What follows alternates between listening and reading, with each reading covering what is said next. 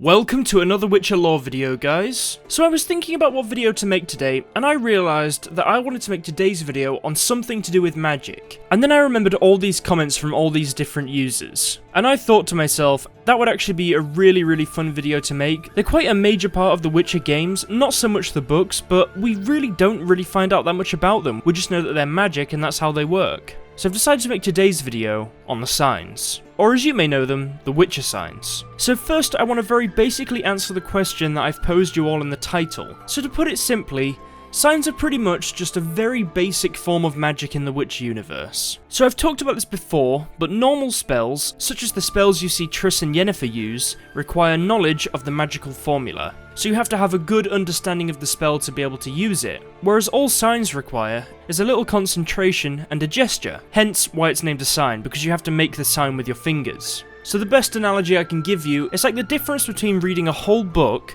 or just reading the blurb. One is going to have a lot more information and will give you a much better understanding of the story. Anyway, moving on to the signs themselves, the signs are called Aard, Igni, Yrden, Axii, Somne, and Heliotrope. And it's worth noting that the signs of Somne and Heliotrope do not make an appearance in any of the Witcher games, except Heliotrope does appear in The Witcher 2 Assassin of Kings as the ultimate sign, but I'll get into how each sign works later. The most prominent users of this magic are the mutated humans known as Witchers, and the learning of these signs is considered basic training for any young Witcher, and is implemented into their combat techniques from when they first begin training. And of course, using these signs requires a free hand, as I said earlier, you have to actually make the sign with your fingers to use the magic, so generally Witchers will opt for one-handed weapons only. For example, Geralt has two swords, but he won't use them both at once because he still needs to use signs. And this is to utilise the full extent of their abilities. And pretty much all Witchers can use these signs, except there are some who simply do not have the ability to use them. For example, Ciri, who was technically training to become a Witcher, and they never planned to put her under the mutations, but they were giving her the full Witcher training treatment, and she simply couldn't use signs. And this even led people, including herself, to believe that she couldn't use magic. I mean, they knew she was a source, but they didn't know if she'd actually be able to utilise magic and use it in an offensive way. But it is also said that certain Witcher potions can temporarily unlock the ability to use these signs. And also, if you were to say break a Witcher's fingers, they would not be able to use the signs, as I said earlier, they have to actually make the gesture, and it has to be exact.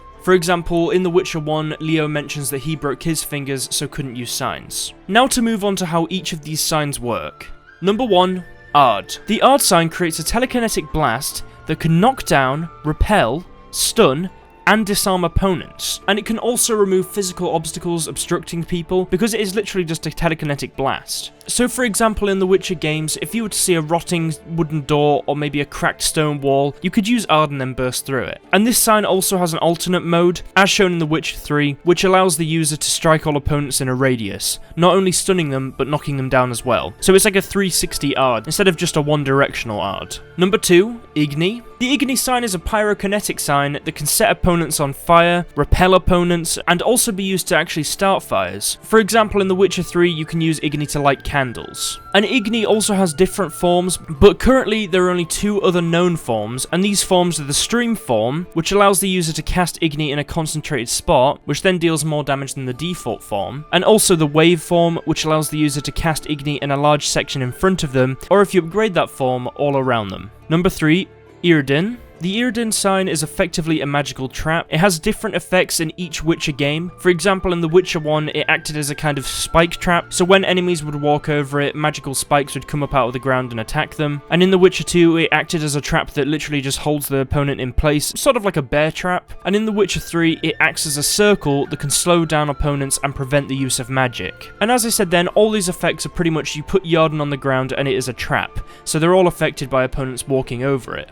And Yrden's alternate mode, as shown to us in The Witcher 3, not only slows down enemies, but also damages them and can destroy any projectiles, such as arrows that enter the area. Number 4, Quen. The Quen sign acts as a shield that can protect the user from all offensive attacks, and these are attacks such as say a blow from a sword, or even a ball of fire from a magical spell. and the default mode for Quen in The Witcher 3 is simply a shield that covers the user's entire body, but its alternate mode acts as a circle surrounding the user. And this circle must be maintained by the user the whole time it's in use, and this means that the user generally can't attack with weapons, and it's just pretty much just a way to defend yourself. And if this circle gets hit with any physical attacks, or even spells or anything like that, it can also restore health. And once it breaks, or if the user decides to cancel the sign, it will create a light telekinetic blast that can stun surrounding opponents. Number 5, the Axii sign. The Axii sign acts as a way for the user to influence their opponent's mind, and it effectively allows the user to hypnotize their opponent. It can be used as a way to gather information, as a way to make enemies let you pass them, and it can even be used as a way to get your enemies to fight each other. And the effect of Axii doesn't last forever, and it will wear off over time, and it can be broken as well if the caster of the sign deals damage to the person they cast it on. And Axii's alternate sign mode is very different to its original mode, because like the original mode, it allows you to influence your opponent's mind and let enemies become allies, but it also lets your opponent deal an extra 20% damage.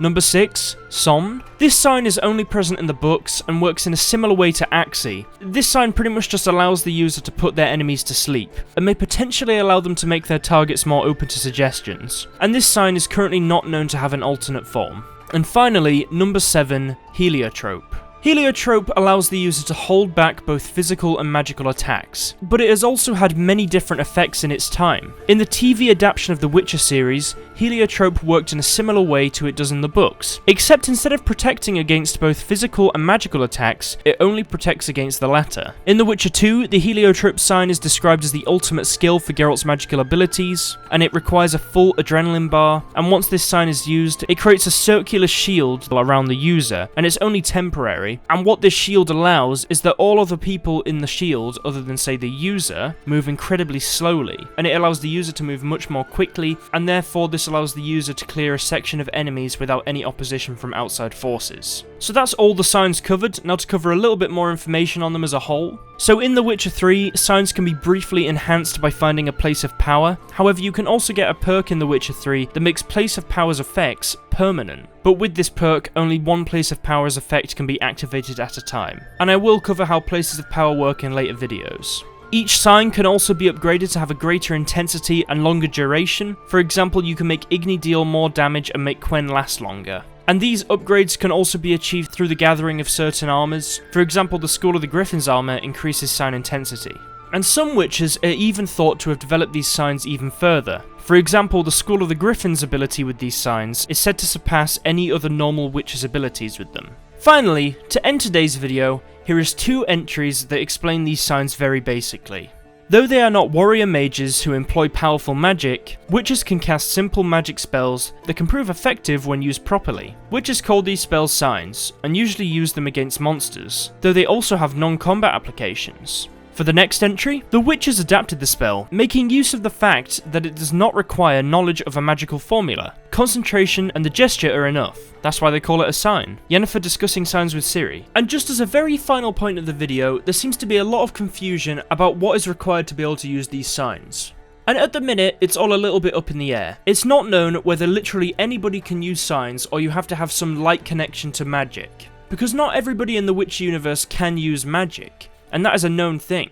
But a lot of people are under the assumption that because these signs are so simple, anybody can use it. And if you drink the certain Witcher potions, then yet again anybody can do it. But personally, I feel as if that not everybody can use signs. I feel like it's quite a lot of the population, but not everybody can use them. But I'll leave that up to you guys. Be sure to comment down below what you think. As honestly, it's not really explained in the books or the games. Anyway guys, I hope you've all enjoyed today's video. I really enjoyed making today's video. Signs are quite an interesting part of the Witcher lore, so honestly this video was just quite fun to make and research. And obviously these videos take me a long time to do, so if you enjoyed it, I'd really appreciate it if you could click the like button, as it does help me out and it's very kind of you. So thank you if you do that. And also if this is the first video you're finding on my channel, be sure to subscribe as I do high fantasy lore videos every few days. I also do some playthroughs here and there. I talk about Witcher news with the Netflix series, with possible new games. So if you're interested in any of that, I'd recommend subscribing, as you'll get my video and your subscriptions if you subscribe. Also, of course, be sure to follow me on Twitter. I do updates on there whenever I can. I'd recommend following me on there if you want to have a say in certain videos that might come out, as every so often I'll do polls and you guys get to vote, and that's all on Twitter. So if you want to be part of those polls, you should go and follow me on there, then you'll get the tweet when I do it. And also, you'll get any updates if anything important happens. For example, I got a new wallet the other day and I got a new mouse pad and I showed you guys pictures of that on Twitter and you all seem to like it. And the mouse mat was custom made, so a lot of you guys seem to like it. Also, of course, be sure to follow me on Twitch. I've been streaming on there a little bit more recently. I plan to do some more at some point when I get a better computer, so if you follow me on there, you'll see when I go live and you'll be able to join in on those streams. And as always, a big thank you to the Patreon pledges.